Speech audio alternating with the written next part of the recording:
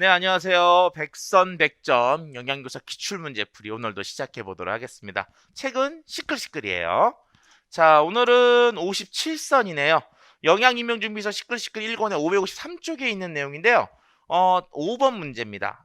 땡땡 급식소의 운영 현황을 보고 급식소의 생산성을 노동시간당 식수 지표로 구하시어 소수점 첫째 자리에서 반올림, 그리고 이와 같은 생산성은 어디에 활용하는지를 두 가지 쓰고 종업원과 관련하여 생산성 증대시키기 위한 방안 한 가지 쓰시오.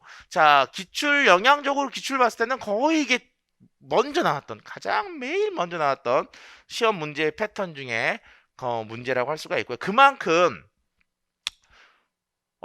오래전부터 이런 급식소의 생산성, 급식소의 경제성, 경제력, 경쟁력이죠. 경제력이 아니고 경쟁력을 확인할 수 있는 것들에 대한 문제들은 많이 나왔다는 거야. 그게 그래서 그 부분에 대한 내용이에요. 자, 일단은 하루 급식소가 1300식이고요. 주당 급식일수 5일, 종업원 수가 8명, 2명은 매일 8시간, 6명은 매일 5시간 근무를 하고 있어요.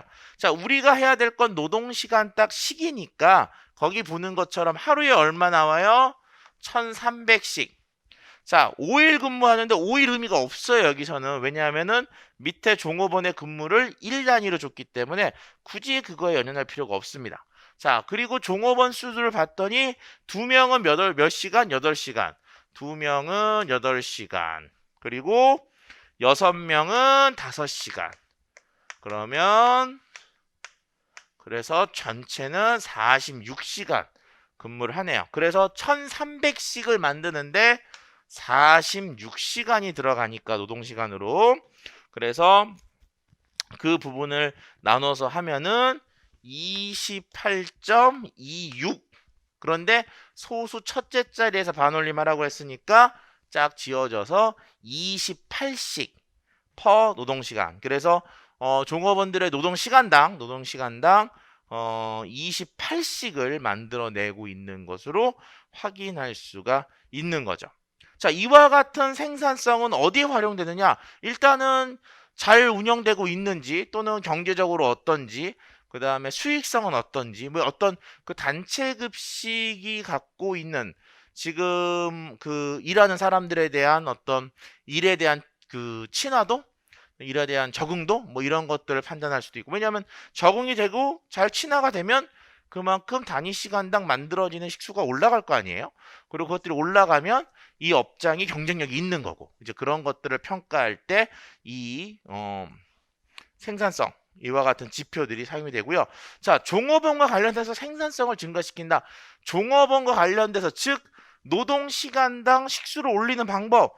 일단 이 사람들한테 잘 뭘 줘. 당근을 줘서 자꾸 경력을 한다든지 하면은 열심히 일하겠죠. 돈을 많이 주니까. 또 두 번째, 교육을 시켜가지고 이 사람들이 익숙해졌어요. 그럼 그만큼 생산성이 올라가겠죠. 아니면 기계를 좀 바꿔줘. 그러면은 기계가 뭐 들어와서 하게 되면 생산성이 올라가겠죠. 이제 그와 같은 것들을 토대로 해서, 즉 교육, 그 다음에 포상, 그리고 뭐 기계화, 뭐 이런 것들을 토대로 해서 생산성이 증대가 될 수가 있겠습니다. 자, 이 문제는요, 뭐 이거 외에도요, 생산성과 관련되어 있는 지표 문제들은 다양한 형태로 다 나오고 있기 때문에 단체 급식을 공부하실 때 이 부분은 꼭 빼지 말고 완벽하게 마스터를 해 주셔야 됩니다. 자, 다음은 58선이에요. 시끌시끌 1권 567쪽에 있는 문제인데요. 다음은 A씨가 한식 레스토랑을 효율적으로 경영하고자 지난 1년간의 재무 분석을 시행하고 얻은 그래프이다. 1은 인건비, 임차료, 감가상각비와 같은 매출과 관계없는 발생하는 비용이고, 2는 영업에 따른 이익이나 손실이 발생하지 않는 지점이다. 1과 2에 해당하는 용어를 순서대로 쓰시오. 너무 쉽죠? 1은 뭐예요? 인건비부터 해가지고 내가 아무리 비용을 줄여도 더 이상 줄일 수 없는 그것! 고정비이고요. 그 다음에 자, 우리가 알고 있는 소요비용과 매출비용에서 그 부분이 딱 틀어졌어요. 그래서 여기 밑으로는 손해였다가 여기부터는 이익이 됐죠. 그래서 저기를 뭐라 그래요? 손익분기점이라고 합니다. 손익분기점에 대한 문제는 이렇게 그래프를 통해로 해서 고정비와 손익분기점이 어딘지 그리고 그 정의를 묻는 문제들도 기출이 됐지만요. 저걸 직접 계산해서 손익분기점을 계산하는 그런 문제 패턴들도 나올 수가 있습니다. 어쨌든 임용 문제에서 손익분기점에 대한 문제들은 중요도가 좀 있고요. 그러니까 거기에 대한 내용들도 꼭 확인하시면 확인하는 걸 좀 부탁드리고요. 지금 단체급식과 관련된 문제들을 쭉 보면 어떤 내용이 있어요? 그래프를 주고 그 그래프에 대한 설명을 들어가잖아요. 그렇게 그래프를 제시하고 그것에 대한 설명을 하는 패턴들이 이 단체급식 쪽에서는 많이 나오니까 그림과 숫자에 대한 적응도도 좀 올려둘 필요성이 있습니다. 자, 이렇게 해서요. 우리가 이제 58선까지 끝을 봤고요. 자, 좋아요와 구독 꼭 눌러주세요.